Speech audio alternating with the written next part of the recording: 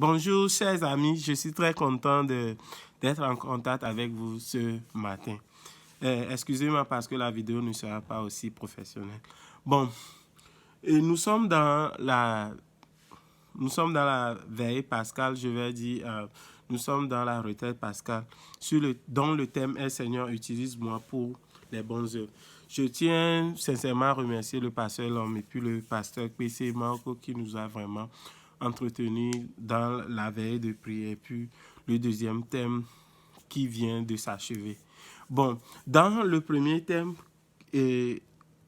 où il avait donné 1 Samuel le chapitre 25 du verset 14 au verset 23, nous avons vu comment l'Église a besoin aujourd'hui des Abigail, la société a besoin aujourd'hui des Abigail qui vont utiliser leur intelligence, qui vont utiliser leur sagesse venant de Dieu afin de pouvoir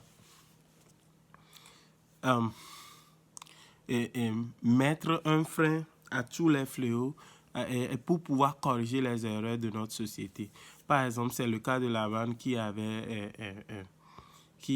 le mari de Abigail qui n'avait pas bien fait les choses. Or, Abigail est allée à la rencontre du roi David et puis toutes ses troupes à travers les dons et tout ça là. Et nous avons vu comment il est très important d'avoir des Abigail dans l'église. Et puis j'ai aimé le deuxième épître de Paul à Timothée, le chapitre 2, le verset 20 et verset 21, où nous avons vu comment dans la maison de Dieu, il y en a tellement d'outils où chacun de ces outils sont appelés à des services très spécifiques. Et le deuxième thème a été plus que intéressant dans la mesure où ça parlait de comment nous devons bâtir notre église. Et c'est un enseignement qui a été axé sur 2 points essentiels avant que nous n'ayons dans une prière avec une adoration. Et frère Laurent et puis le frère Anité et frère Marco, frère Jonas, toute l'équipe, je vous salue, je suis très content d'être en contact avec vous. Et dans cet enseignement, bâtissons notre église, c'était assez sur 2 points que je disais tantôt, la politique de la présentation, où moi j'ai retenu seulement le zèle, l'évangélisation, et puis les œuvres sociales. Nous allons voir qu'on ne peut pas travailler dans la maison de Dieu sans le zèle. Il faut être zélé pour pouvoir atteindre les objectifs que Dieu veut de nous, parce que le champ est vraiment vaste. Il y a tellement des âmes perdues, donc il faut le zèle pour y aller. L'évangélisation, nous devons savoir que nous sommes seulement des habitants temporaires, des citoyens temporaires ici-bas sur la terre. Donc il faut chercher premièrement le royaume des cieux et sa justice pour que toutes les autres choses nous y soient accordées ou bien ajoutées. Mais nous devons savoir que l'évangélisation, parler de Jésus à tout le monde, parler de Jésus dans le bus, parler de Jésus aux gens où que nous soyons, même si nous dormons, sur nos statuts WhatsApp doit parler de Jésus. Or, parler de Jésus-Christ doit être manifesté par les œuvres, d'où les œuvres sociales. Aujourd'hui, les gens donnent beaucoup de crédit aux sectes parce que on sait que de nos jours, peu de chrétiens peuvent penser et créer une banque. Peu de chrétiens peuvent penser et avoir de la pharmacie. Au lieu de persévérer dans l'accomplissement des bénédictions que Dieu nous donne après les prières, nous persévérons maintenant dans la paresse après les prières. Ce qui fait que les œuvres sociales, ça n'en dit rien. Par exemple, si nous prenons les grandes universités dans les autres pays, vous allez voir que la plupart sont des universités chrétiennes dans certains pays, mais comme le chrétien dans certains pays comme le nôtre, comme le Togo, n'a pas d'impact. Ce qui fait que dans le concept politique, dans tout ça, là, quand le chrétien parle, taisez-vous, parce que quoi? Le chrétien, il n'a rien à dire. S'il ouvre la bouche, on sait qu'il ne peut pas avoir de l'impact. Or, ce sont les œuvres sociales qui sont et ces outils qui peuvent nous aider à apporter de la valeur ajoutée aux gens, à faire croire, à faire a démontré aux gens que vraiment, aussi la création attend-elle avec un ardent désir la révélation de nous qui sommes les fils de Dieu. Nous, les fils de Dieu, les gens ont fait à côté de nous, on ne fait rien. Donc, on sait que bon, si on a besoin de ceux qui vont apporter des solutions à la fin, c'est pas les chrétiens. Quand le chrétien me parle, monsieur, tais-toi, qu'est-ce que vous avez fait? Donc, c'est pourquoi il est très important que nous puissions bâtir l'église. C'est pas l'église locale, mais l'église universelle à travers nos œuvres sociales. La deuxième politique, c'est la politique de l'excellence où nous avons donné l'exemple de Néhémie. Chacun doit savoir qu'il ou elle a une responsabilité. Par exemple, qu'est-ce que je dois faire pour faire avancer l'œuvre de Dieu? Qu'est-ce que moi, je dois faire? Quelle est ma part de responsabilité? Néhémie a été très sage. Quand il avait vu les ruines des murs de son pays, qu'est-ce qu'il a fait? La Bible dit que il s'est morfond. Et après avoir exprimé comment il était dégoûté par la situation, il a été actif. C'est très important. C'est pourquoi j'ai aimé le premier enseignement lors du veille où on nous démontrait qu'il y a deux types de personnes, des acteurs et des spectateurs. Donc que Dieu bénisse le pasteur PC avec tout ce qu'il a exposé. Maintenant, aujourd'hui, moi je vais aller sur un thème qui va nous aider, excusez-moi, à être dans le contexte de la Pâque et apprendre la leçon que Jésus-Christ veut nous donner. Le thème de mon exhortation sera dans Jean le chapitre 13 du verset 1 au verset 20. Et le thème de mon exhortation, c'est qui s'assoit à ta table? Qui s'assoit à ta table? C'est bien vrai que nous sommes appelés à interpeller Dieu, le Seigneur, à nous utiliser. Seigneur, utilise-moi pour tes bonnes œuvres. Vous savez, après, par exemple, cette retraite, nous allons avoir des outils et nous allons sortir. Mais quand tu vas sortir pour pouvoir évangéliser, pour des œuvres, pour exprimer ta responsabilité, tu sais que vraiment tu as une responsabilité envers la société. Mais qui va s'asseoir à ta table? Celui qui s'assoit à notre table peut définir si nous sommes vraiment décidés à être des gens de responsabilité comme Néhémie ou pas. Allons dans notre texte. Jean le chapitre 13, du verset 1 au verset 20. Avant la fête de la Pâque, Jésus, sachant que son heure était venue de passer de ce monde au Père, et ayant aimé les siens qui étaient dans le monde, mit le comble à son amour pour eux. Quand Jésus, lui, savait que son heure arrivait, qu'est-ce qu'il a fait? La Bible nous dit qu'il a démontré la plénitude de son amour envers ceux qui étaient autour d'eux. On ne sait pas quand notre heure va sonner ici-bas sur la terre. Nous devons toujours chercher à démontrer le comble de notre amour aux gens. Pendant le souper, c'est le verset 2, pendant le souper, lorsque le diable avait déjà inspiré le corps de Judas Iscariote, fils de Simon, le dessein de le livrer, Jésus, qui savait que le Père avait remis toutes ces choses entre ses mains, qu'il était venu de Dieu et qui s'en allait à Dieu, se leva de la table, ôta ses vêtements, prit un linge dont il se ceignit. Vous savez, à la table de Jésus en ce moment, il y avait quelqu'un qu'on appelle Judas Iscariote.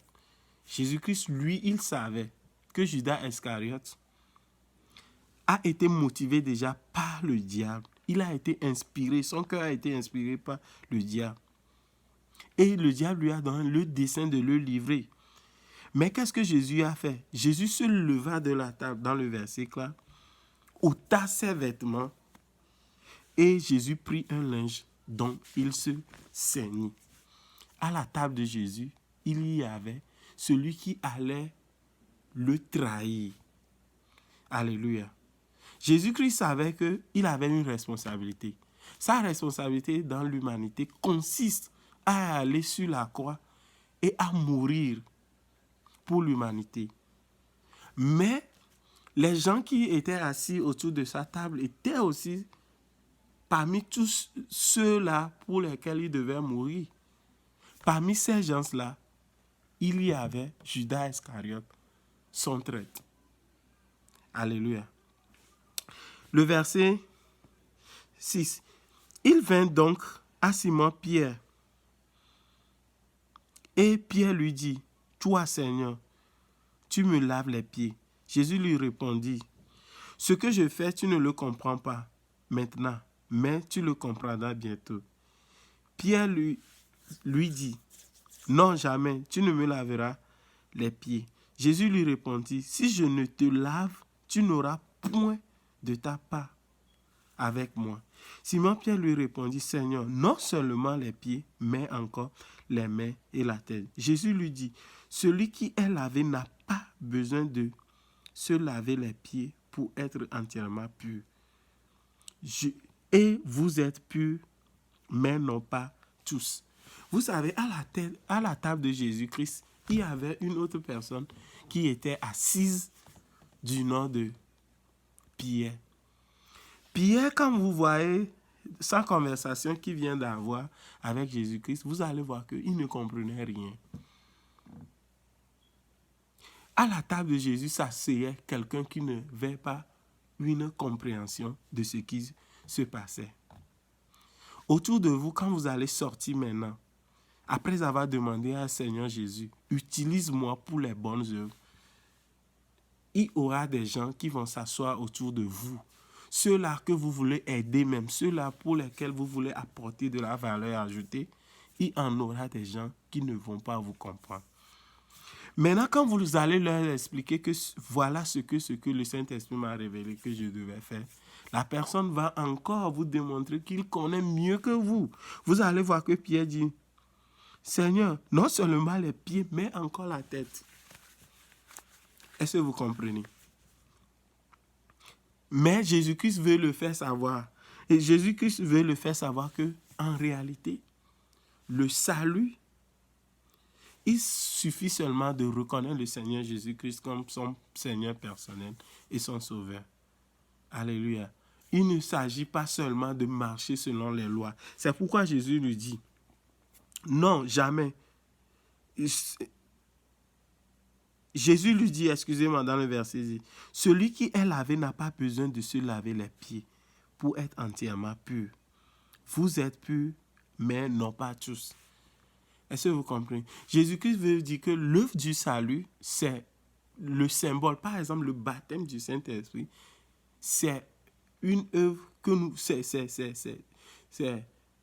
un symbole.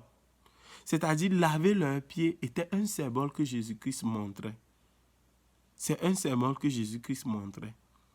Donc, il voulait lui faire comprendre qu'en réalité, ce que je fais ici, c'est seulement un symbole, un événement symbolique. Mais Pierre qui était assis à la table de Jésus-Christ, je vous le répète, il ne comprenait rien. Qui s'assoit à ta table, mon ami? Car il connaissait celui qui le livrait. C'est pourquoi il dit, vous n'êtes pas tous purs. Jésus-Christ savait que Judas Iscariote allait le laver. Mais il voulait faire cette action pour pouvoir montrer à Judas Iscariote que même quel que soit ce que tu es en train de faire, c'est le diable qui est en train de te motiver. Mais le fait que Jésus-Christ ait lavé le pied de Judas Iscariote ne lui a même rien dit pour pouvoir se repentir. Alléluia. Vous savez, il y a quelque chose qu'on appelle la trahison. Il n'y a rien de pire que quand quelqu'un que vous aimez beaucoup vous trahit, quelqu'un avec qui vous avez une relation personnelle, avec qui à qui vous avez livré tous vos secrets et tout ça là, ces personnes s'asseyeront à vos tables. Peut-être. Mais Jésus-Christ peut te dire, va changer le monde par les œuvres sociales. Si cette personne a faim, est-ce que tu vas dire que tu ne vas pas lui donner à manger? Qui s'assoit à ta table? Alléluia. Jésus-Christ ne fait pas ceci parce qu'il ne savait pas que Judas Iscariote n'allait pas le livrer. Jésus-Christ ne faisait pas ceci parce que Pierre n'allait pas le renier. Il savait exactement. Jésus-Christ ne faisait pas ceci parce qu'il ne savait pas que Pierre ne le comprenait pas, son action qu'il faisait. Non, il comprenait. Mais Jésus-Christ était disponible. Il disait, même dans ce cas, à son papa, Seigneur, utilise-moi pour les bonnes œuvres. Après qu'il leur eut lavé les pieds et qu'il eut pris ses vêtements, il se remit à table et leur dit, comprenez-vous ce que je vous ai fait? Vous m'appelez maître et seigneur. Et vous dites bien, car je le suis. Si donc je vous ai lavé les pieds, moi le Seigneur et le maître, vous devez aussi vous laver les pieds les uns aux autres. Vous savez, nous sommes dans le domaine de la Pâque, nous sommes dans un contexte de la Pâque où Jésus-Christ avait déclaré à son papa, Seigneur, Seigneur, ôte de moi cette coupe. Qu'est-ce qui est dans la coupe? La coupe, c'est le péché de nous tous. Le péché que tu fais, on met ça dans le coupe. Dans la coupe, excusez-moi. Le péché que j'ai fait, c'est dans cette coupe. Le péché de toute l'humanité est dans cette coupe. Mais c'était une mission que Jésus-Christ allait faire. Mais donc Jésus-Christ, il disait au Père que tout ce fardeau que je vais porter sur cette coupe, c'est-à-dire le péché de tout le monde qui est dans cette coupe que je devais boire, s'il te plaît, moi, ma volonté serait à ce que ça soit ôté. Mais ce n'est pas moi. Je veux que ta volonté soit faite. Qu'est-ce que je voudrais ressortir au travers de là? Je voudrais ressortir au travers de là que Jésus-Christ est en train de nous montrer un signe d'humilité. Et il nous interpelle à le faire. Il dit, vous m'appelez maître. Mais je suis en train de vous servir ici en vous lavant le pied. Faites de même aux uns et aux autres. Alléluia. Seigneur, utilise-moi pour les bonnes œuvres. Aujourd'hui, Jésus-Christ nous a appris tous nos péchés dans cette coupe.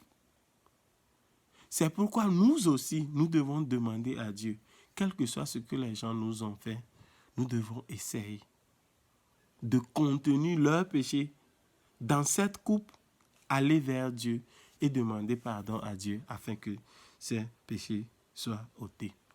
Mais il y a une chose que nous avons remarquée. Est-ce que vous savez que Jésus-Christ a lavé les pieds de Pierre? Jésus-Christ a lavé les pieds de Judas Iscariote.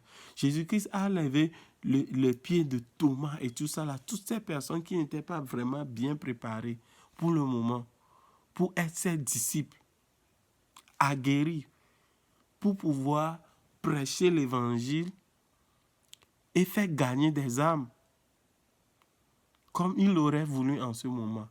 Mais Jésus-Christ leur a lavé les pieds. Mais savez-vous que personne n'a lavé le pied de Jésus? Imaginons un instant. Vous savez que personne n'a lavé le pied de Jésus. Jésus-Christ était juste, mais personne n'a lavé son pied. Pourquoi est-ce que tu veux qu'on te lave les pieds? Pourquoi veux-tu que le monde te lave les pieds? Jésus-Christ, lui, il était juste. Jésus-Christ, il était sans tache ni ride. Mais il n'a pas eu cette occasion à ce que on lave ses pieds. Chers amis, il est temps, au lieu de demander au Seigneur de vous faire des bonnes œuvres, il est temps à ce que vous et moi, nous demandons à Dieu de nous aider à aller et à laver les pieds de ceux-là qui nous ont offensés. C'est très, très, très important. C'est-à-dire, au deuxième partie de mon enseignement que je vais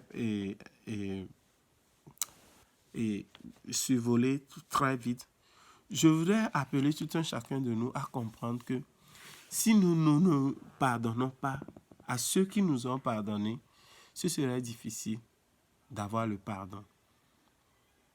Pardonne-nous comme nous pardonnons à ceux qui nous ont offensés. C'est ce que Jésus a dit dans sa prière qui a été enseignée. Aujourd'hui, beaucoup de personnes sont en train de chercher le bonheur. Je vais vous dire, le bonheur, ça n'existe pas. Le bonheur n'existe pas, chers amis. Le bonheur n'existe pas. Ce qui existe, c'est la joie, qui est d'ailleurs le fruit de l'esprit. Dans toutes les situations que nous passons, la seule chose que nous pouvons avoir s'appelle la joie. Soyons joyeux. Soyons joyeux. Demandons à Dieu d'avoir la joie. C'est l'ajout de cette joie-là que les gens du monde appellent le bonheur. Or, le bonheur, ça n'existe pas. Mais la joie est un fruit de l'esprit que nous devons cultiver. Quand vous cultivez la joie qui est le fruit de l'esprit, l'un des fruits de l'esprit, vous allez voir que l'ajout de ces joies-là, ça donne du bonheur. Or, pour avoir la joie, il faut savoir laver les pieds de ceux qui sont autour de notre table, sans distinction.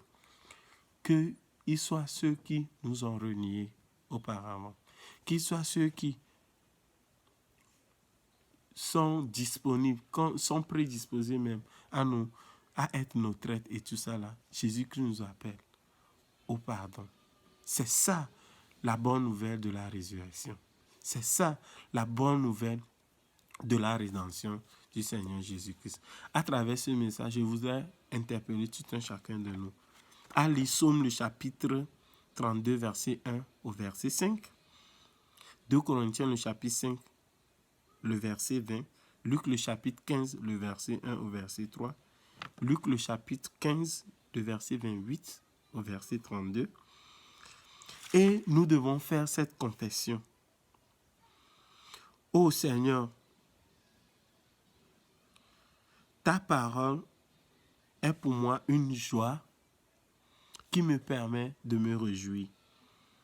Seigneur, tu viens de me montrer le chemin de la vie. Dans ta présence, il y a la plénitude de la joie. Et ta main droite me donne beaucoup de plaisir. Aide-moi à marcher selon tes préceptes pour une célébration grandiose. Merci Seigneur de m'avoir donné de la joie et d'apporter un plus à tous ceux qui sont autour de ma table. Que Dieu bénisse sa parole. Amen.